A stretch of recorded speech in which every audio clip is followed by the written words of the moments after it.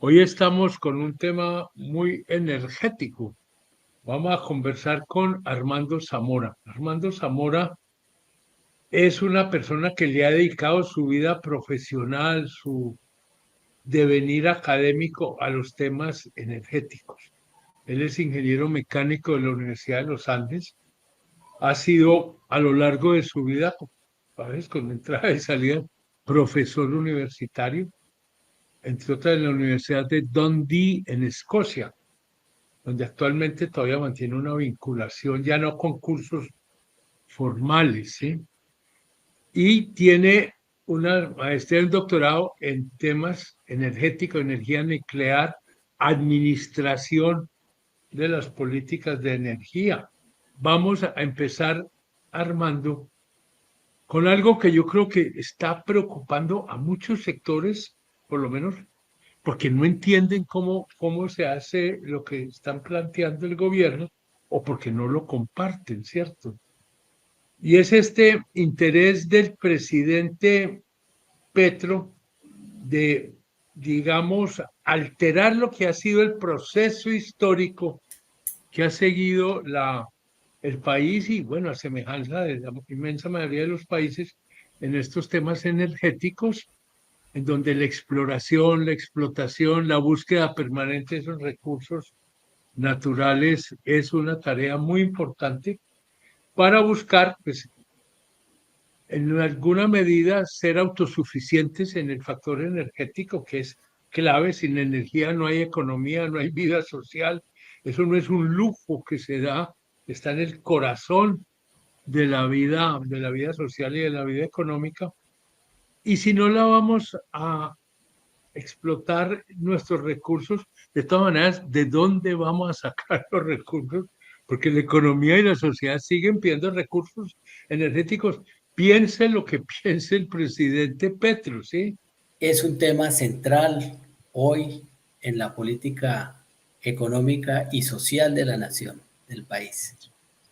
A todos los que hemos trabajado en el tema de energía, de cómo satisfacer la demanda de energía en el país y cómo aprovechar la riqueza del subsuelo, a todos sin excepción, pues nos tomó con sorpresa esta política del gobierno que no era muy clara durante la campaña, pero pues sí, hubo algunos visos en algún anuncio, pero solamente cuando el gobierno fue electo se vio que era en serio, que había una política de parar la exploración y la firma de nuevos contratos eh, con el objetivo de contribuir digamos, a resolver el problema de emisiones de CO2 y emisiones de gases de efecto invernadero y básicamente, para ponerlo en pocas palabras, para salvar el planeta.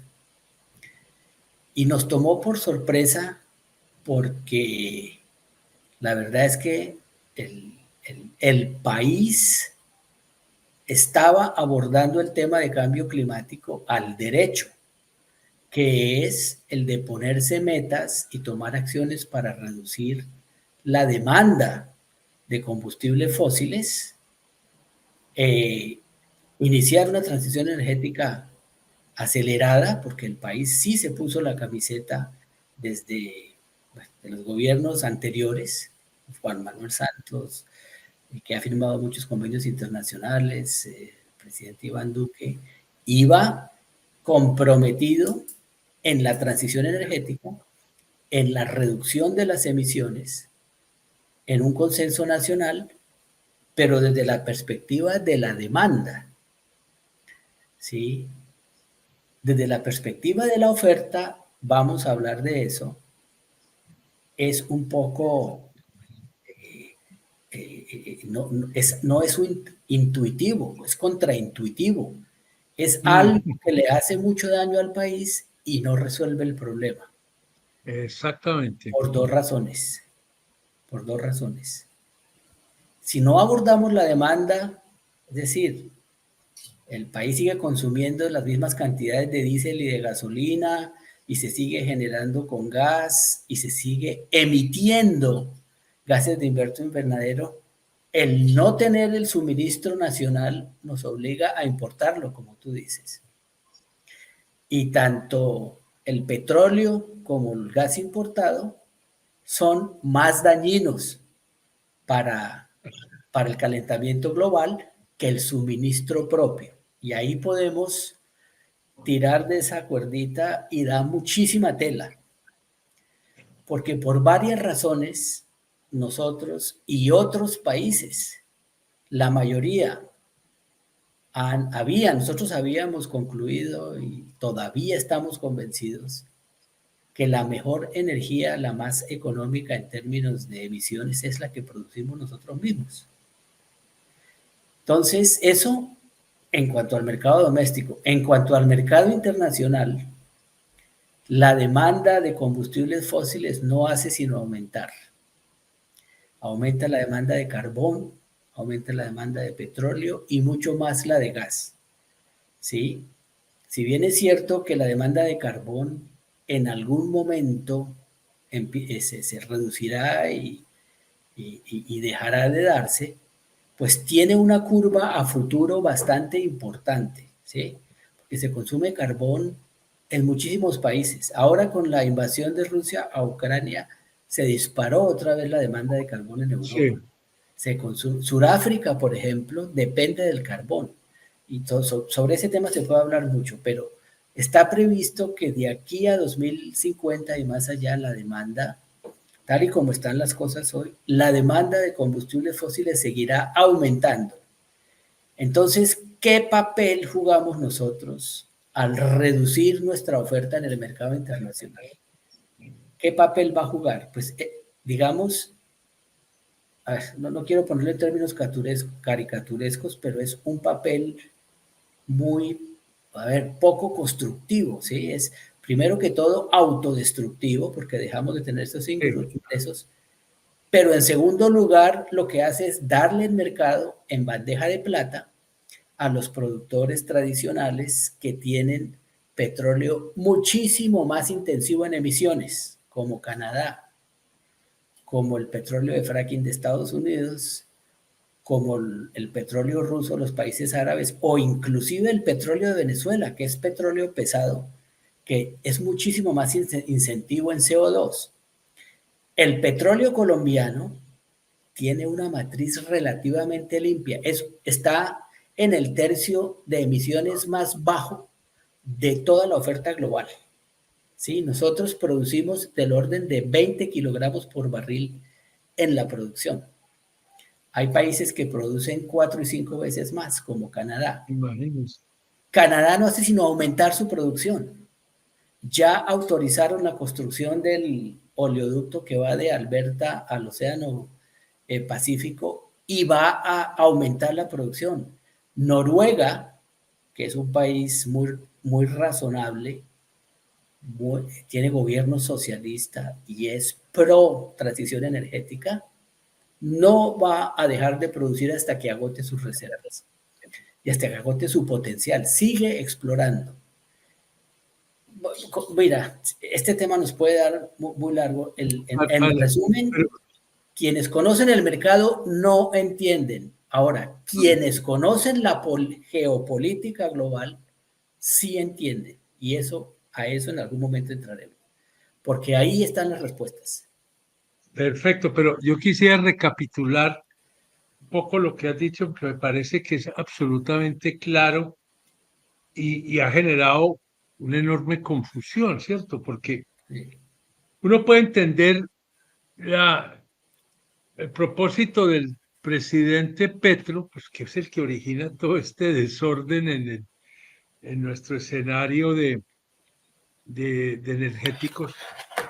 Uno puede entender, y creo que todos lo compartimos, de que el tema del impacto ambiental de estos combustibles, pues es altísimo, no es deseable y que habría que hacer todo lo posible porque eso se vaya superando.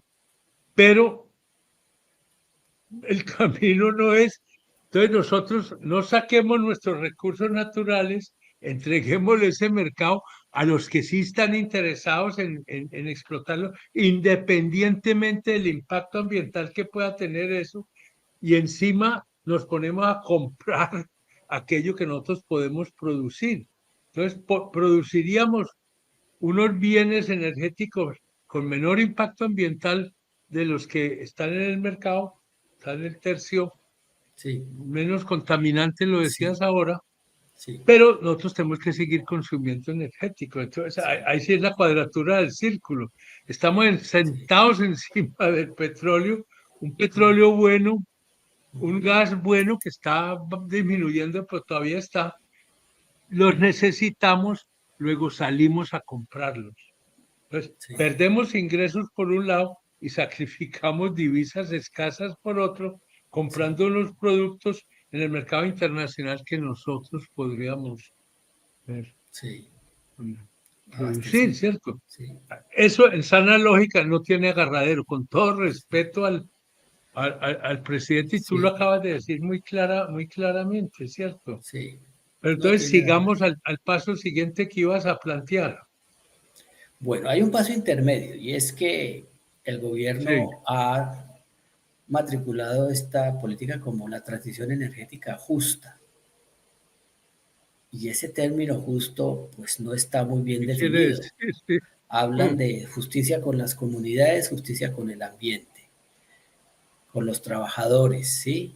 Pero en eso todos estamos de acuerdo y no hay discusión. Aquí siempre se ha sí, querido tener una matriz energética justa, justa con las comunidades, justa con el ambiente, muy responsable. A nivel internacional, la transición energética justa sí que tiene un significado importante. Y es que los países pobres que están explorando y descubriendo reservas, como por ejemplo Guyana, Guyana, ¿cómo le parece lo que viene ahí? sí, sí, Guyana, Surinam, o en África, Namibia, Sudáfrica, Gabón, Uganda, todo Sudáfrica, han tenido los más grandes descubrimientos este siglo. Y hay una campaña para que no los puedan desarrollar. Es decir, una campaña para que sigan siendo pobres y tengan que Sí, transferirle rentas a los mismos productores. ¿Sí? sí, señor. Entonces, en la pasada COP27 hubo, en las pasadas COPs, tanto en Egipto como en Emiratos, no fue posible firmar un compromiso para acabar con los combustibles fósiles.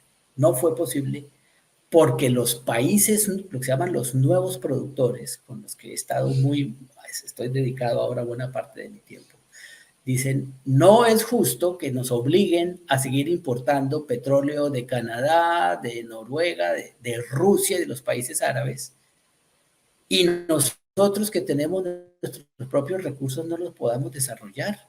Somos países pobres que necesitamos aumentar la demanda y necesitamos rentas para desarrollarnos. Eso no es justo. Entonces, esa es la justicia de la transición que se debate en los escenarios internacionales. No lo que nos quieren vender como que seamos justos con el ambiente y las comunidades, porque eso ya está vendido. Entonces, ¿qué hay Entonces, detrás? ¿Qué hay detrás? Y ahí es donde se entienden las cosas.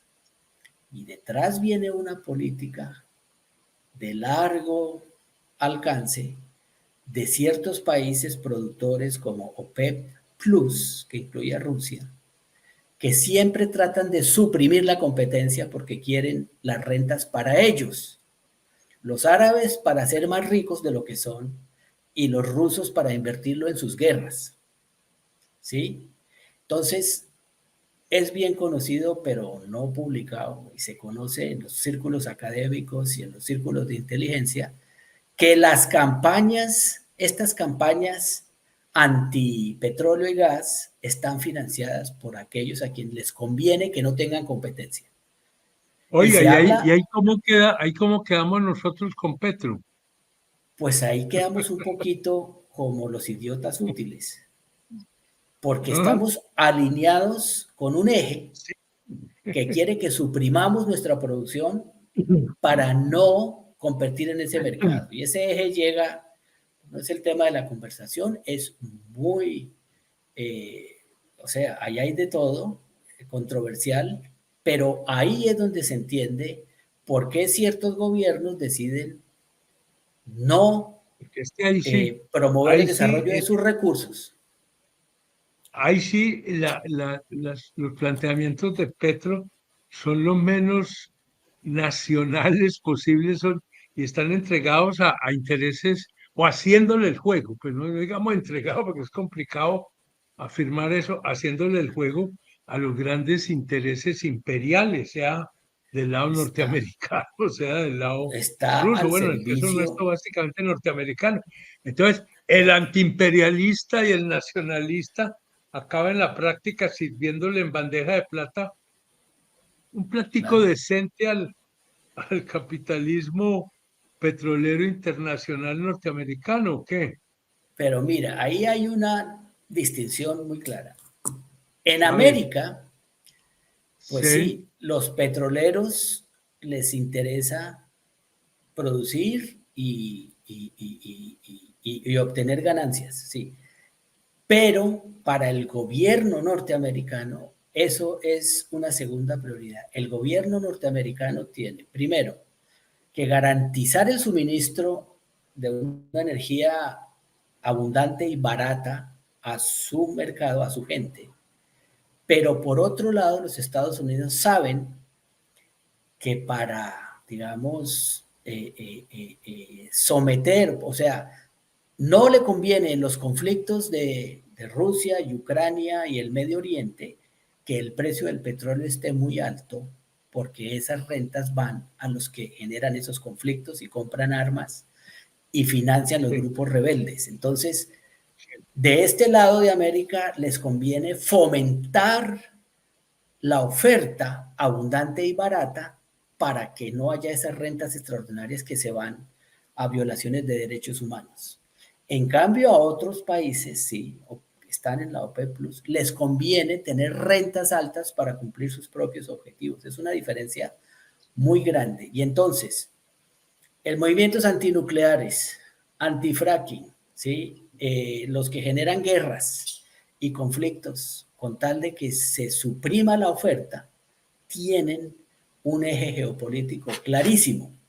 Entonces, miremos el caso de Venezuela, que es un poquito triste. Venezuela tiene las más grandes reservas del mundo, producía 3 millones de barriles, y estando bajo la tutela de Rusia, no produce. Y Rusia está encantada, porque allá quien domina esa industria es tanto, se llama, bueno, la petrolera rusa, ¿sí? Es la que tiene dominio allá. Y con la disculpa de las sanciones y lo que tú quieras, han acabado con la industria venezolana y se han quitado del frente 2 millones de barriles del mercado, porque el otro lo producen para consumo interno. A cambio, protegen al régimen que se financia con otros negocios paralelos y no vamos a entrar en eso. Pero esa supresión tiene un eje geopolítico clarísimo.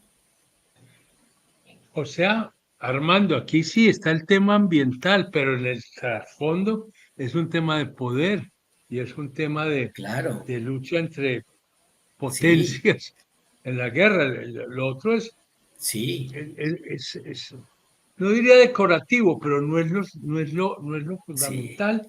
Y la prueba es que todas estas decisiones que se toman casi que dejan de lado la parte ambiental que queda para el discurso, queda un poco sí, para poner menos dramática esta cruda relación de fuerzas en torno sí.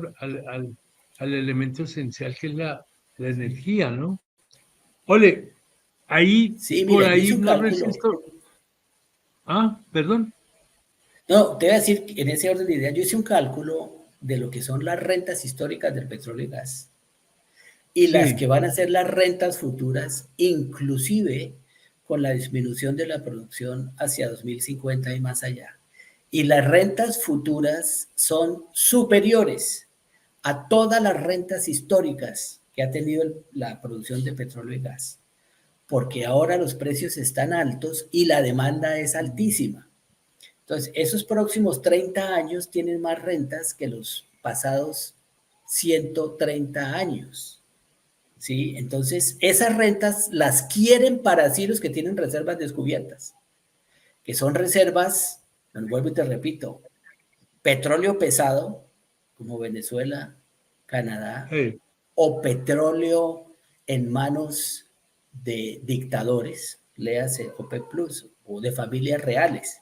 Entonces, claro, quieren Sí. proteger, ese es el mejor mercado para proteger. ¿Cómo lo protegen? Pues evitando que se desarrollen los otros descubrimientos y los otros países que sigan siendo pobres y les sigamos comprando. Es Y la nosotros única les manera como acabamos, se entiende. y nosotros les acabamos ayudando en ese juego a ellos, Sí, sí, sí, sí, sí, con el discurso ambientalista, pero el sí, resultado finalmente económico, y ahí tú lo estás poniendo de una manera muy, muy clara. Hablando de esto, y cambio un poco, seguimos en el mismo espacio, pero cambio un poco el énfasis. Aparece el eterno tema del fracking, ¿sí?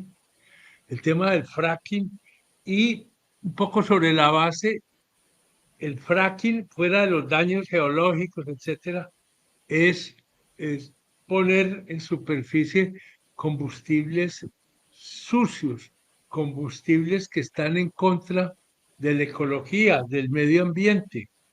En cambio, el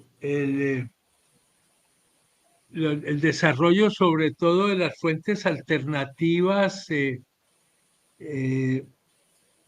con paneles solares más y las eólicas también, pero los con paneles solares más, se supone que son limpias, que no tienen impacto ambiental. ¿Eso es cierto?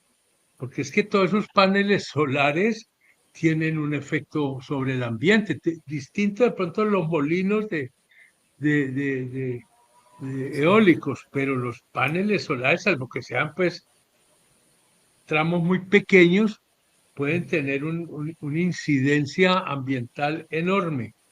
Estoy en lo sí, cierto. O sea, es falsa esa diferencia entre energías limpias y energías sí. sucias en términos ambientales.